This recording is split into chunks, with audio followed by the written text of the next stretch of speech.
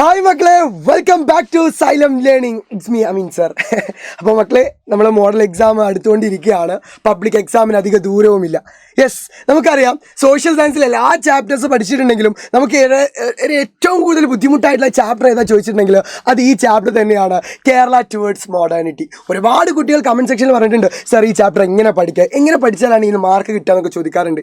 സ്വാഭാവികമായിട്ട് എല്ലാവർക്കും ഈ ഡൗട്ട് വരും. കാരണം ഈ ചാപ്റ്ററിന് ഏകദേശം 56ഓളം ഡേറ്റുകൾ പഠിച്ചാൽ നിങ്ങൾക്ക് ഇതിൽ കൃത്യമായിട്ട് മാർക്ക് നേടാൻ കഴിയുള്ളൂ.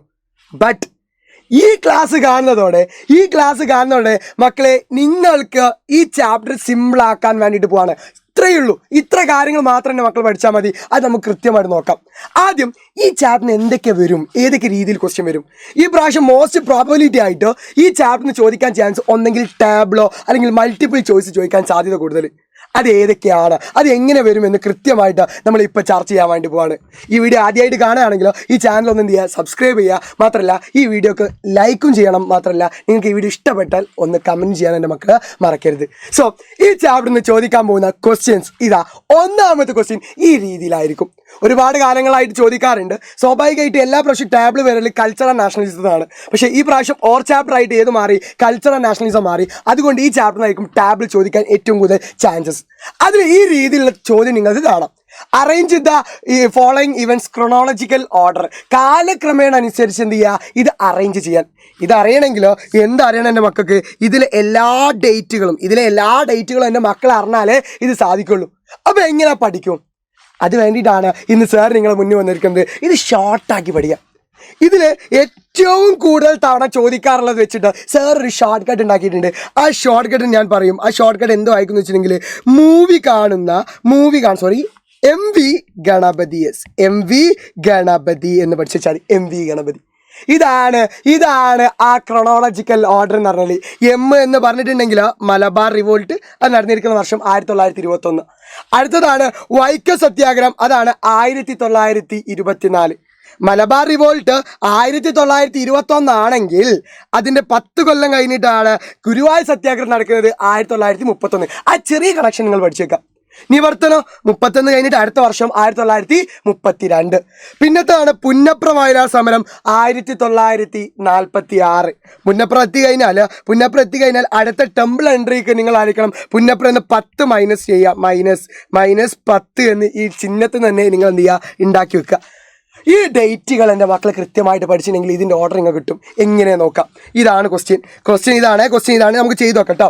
ഇതാണ് ഗുരുവായൂർ സത്യാഗ്രഹം, നിവർത്തന പ്രക്ഷോഭം. ഇങ്ങനെ ക്വസ്റ്റ്യൻ വന്നാൽ നിങ്ങൾ ആദ്യം ചെയ്യേണ്ടത്, ഞാൻ പറഞ്ഞ ഷോർട്ട് കട്ട് ഒന്ന് മനസ്സിലേക്ക് ആലോചിക്കുക. അതിവിടെ എഴുതി വെക്കുക, എം വി ഗണപതി. യെസ്, എഴുതി വെച്ചു. ഇതിൽ ഏതൊക്കെയുണ്ട് നോക്കി. ഗുരുവായൂരുണ്ട്. യെസ്, ഗുരുവായൂർ ഇവിടെയുണ്ട്. അപ്പോൾ ഗുരുവായൂരുണ്ട്. അടുത്തത് നിവർത്തനുണ്ട്. ടെമ്പിൾ എൻട്രി പ്രൊക്ലമേഷൻ ട്രാവൻകൂർ ഉണ്ട്. വൈക്കം സത്യാഗ്രഹം ഉണ്ട്. യെസ്, ഓർഡർ കിട്ടി. ബാക്കിയുള്ളത് എൻ്റെ മക്കളോട് വായിച്ചോളി. ബാക്കിയുള്ളതൊക്കെ നിങ്ങൾ എന്ത് ചെയ്യുമെന്ന് ക്ലിയർ ആക്കുക. യെസ്, ഇതിൻ്റെ ക്രൊണോളജിക്കൽ ഓർഡർ നിങ്ങൾക്ക് സിമ്പിളായിട്ട് കിട്ടി. യെസ്, ഈ രീതിയിലാണ് വരിക. ആ ഡേറ്റും കൂടി നമ്മൾ പഠിച്ചിട്ടുണ്ട്. അപ്പോൾ നിങ്ങൾക്ക് സിമ്പിളാക്കിയിട്ട് മാറ്റാൻ കഴിയും. സോ ഈ രീതിയിൽ നിങ്ങൾ ഷോർട്ടാക്കി പഠിക്കാം. ഇത് എല്ലാ മലബാറിൽ നടന്നതും അതേപോലെ തിരുവിതാംകൂറിൽ നടന്നതും കൊച്ചിയിൽ നടന്ന പ്രധാനപ്പെട്ടത് എല്ലാം കൂടി കൂട്ടിയിട്ടാണ് ഈ ഷോർട്ട് കട്ട് ഉണ്ടാക്കിയത്. Short cut M V Ganapathi. ഇത്ര മച്ചാൽ മതി, എം വി ഗണപതി. സമയം കുറച്ചേ ഉള്ളൂ. അപ്പോൾ ഈ രീതി പഠിക്കുക. സാർ ഇത് മാത്രം നിങ്ങൾക്ക് അങ്ങനെ കിട്ടുള്ളൂ. അല്ല, നമുക്ക് എല്ലാം പഠിക്കണം. ഈ ഡേറ്റുകൾ മാത്രമല്ല പഠിക്കുന്നത്, ഓരോന്നിട്ടും പഠിക്കണം. മലബാറിൽ ഈ ഡേറ്റുകൾ പഠിച്ചു വെക്കണം. 1916 മലബാർ കോൺഗ്രസ് സമ്മേളനം. 1920 ഖിലാഫത്ത് പ്രസ്ഥാനം നടന്നത്. ഈ 3 ഡേറ്റ് നമുക്കറിയാം. കാരണം ഇത് 6ാമത്തെ ചാപ്റ്ററുമായിട്ട് ബന്ധപ്പെട്ടതാണ്. മലബാർ റിവോൾട്ട് 1921, 1921 നിയമലംഘന പ്രസ്ഥാനം.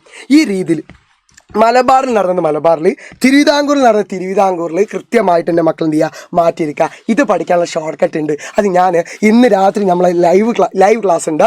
ആ 7:30 ലൈവിൽ ഞാൻ കൃത്യമായിട്ട് ഇതിൻ്റെ ഷോർട്ട് കട്ട് സാർ പറഞ്ഞു തരുന്നതാണ്. ഇതേപോലെ തന്നെ എല്ലാത്തിനും പഠിച്ചു വെക്കുക. അങ്ങനെയാണെങ്കിൽ ഇത് കൃത്യമായിട്ട് നിങ്ങൾക്ക് ചെയ്യാൻ സാധിക്കും. നോക്കട്ടോ, ഈ ക്വസ്റ്റ്യൻ ചെയ്യാൻ കഴിയുമോ?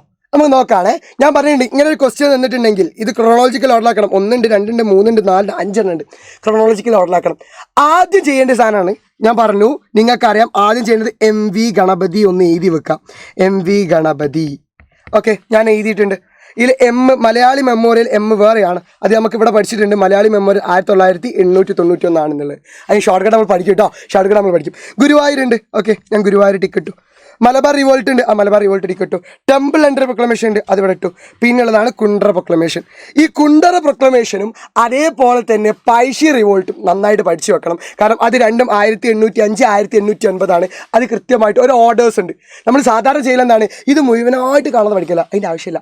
അത് ഓരോന്ന് കൃത്യമായിട്ട് ഇന്നതായിട്ട് കണക്ട് ചെയ്യുക. ആ കണക്ഷൻ ചെയ്തിട്ടുണ്ടെങ്കിൽ സിമ്പിളാക്കി മാറ്റാൻ കഴിയും. അപ്പം ഇതൊക്കെ കിട്ടി. ബാക്കിയുള്ളത് എന്ത് ചെയ്യും, ഞാൻ വായിക്കുന്നു, ഞാൻ അതെന്ത് ചെയ്യുന്നു, ക്ലിയർ ആക്കുന്നു. അപ്പം ഈ ഓർഡർ കിട്ടി. പിന്നെ അത് മലയാളി മെമ്മോറിയലാണ്. മലയാളി മെമ്മോറിയലിന് മുന്നാണ് കുണ്ടറ പ്രൊക്ലമേഷൻ നടന്നത്, പിന്നെയാണ് എന്ത് മലയാളി മെമ്മോറിയൽ നടന്നത്. അപ്പം ഈ ഓർഡർ കിട്ടാനുള്ള ഷോർട്ട് കട്ട് നമ്മൾ പഠിച്ചു കഴിഞ്ഞു. അപ്പം M V Ganapathi is a most important. ഈ രീതിയിൽ ഇത് പഠിക്കാനുള്ള ഷോർട്ട് കട്ടുകൾ ഉണ്ട്. സോ ഇന്ന് നമ്മൾ ലൈവിൽ വരുന്നുണ്ട്, ഞാനും അതേപോലെ തന്നെ ഫൈസൽ സാറും വരുന്നുണ്ട്. മക്കളെ ഇതേപോലെ എല്ലാ ചാപ്റ്റേഴ്സിലും എങ്ങനെ പഠിക്കണം. ഇനിയും കുറേ പഠിക്കല്ല വേണ്ടത്, ഇനിയും കുറേ പഠിച്ചിട്ടല്ല ചെയ്യേണ്ടത്. നമ്മൾ ചെയ്യേണ്ടത് ഇനി കൃത്യമായിട്ട് അതിൻ്റെ കണക്ട് ചെയ്യുക. ആ കണക്ഷൻസ് ഒക്കെ എങ്ങനെയാണെന്നുള്ളത് കൃത്യമായിട്ട് ഇന്നത്തെ ലൈവ് ക്ലാസ്സിൽ പറഞ്ഞതാണ്. അപ്പോൾ എല്ലാ മക്കളും എന്ത് ചെയ്യുക, വരിക. ഈ ലൈവിൻ്റെ ലിങ്ക് താഴത്തുണ്ടാവും. ആ താഴത്തെ ലിങ്കിൽ കയറിയിട്ട് ഇപ്പം തന്നെ എന്ത് ചെയ്യുക, ഒന്ന് സബ്സ്ക്രൈബ് ചെയ്തെങ്കിൽ അവിടെ ഒന്ന് ബെല്ലൈക്കൺ അമർത്തി വെക്കുക. നമുക്ക് എന്ത് ചെയ്യാം, ഇന്ന് ഏർക്ക് കാണാം. Okay, Tata by. മാത്രമല്ല ഈ വീഡിയോ ഇഷ്ടപ്പെട്ടിട്ടുണ്ടെങ്കിൽ ഒന്ന് എന്ത് ചെയ്യുക, കമൻറ്റ് ചെയ്യാൻ എൻ്റെ മക്കളെ മറക്കണ്ട കേട്ടോ. ഓക്കെ.